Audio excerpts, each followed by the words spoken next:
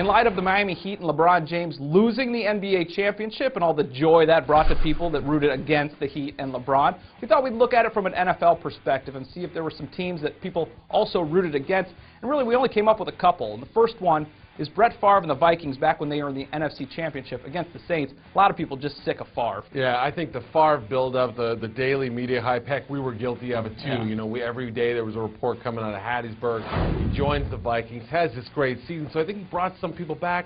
When you play the Saints, Adam, I mean, they were one of the feel-good stories of the decade. He wasn't going to win that battle. The Katrina factor was a big one. I think people wanted to see the Saints win that game. They kind of hated Favre. It turned into the perfect storm. Yeah, I mean, there were some people rooting for Favre. I think there was the sentimental side. It's a feel-good guy late in his career. But so many more people on the other side of it that I think overall they were rooting against him. Now, the best case, I think, is the New England Patriots, as they were going for 19-0. Saw them get there. The Giants were the underdog team no one thought could win. And a lot of people wanted to see the Giants win and were happy when they did. Yeah, there was a historical angle, obviously, but the upset story, I think, really took hold at that point.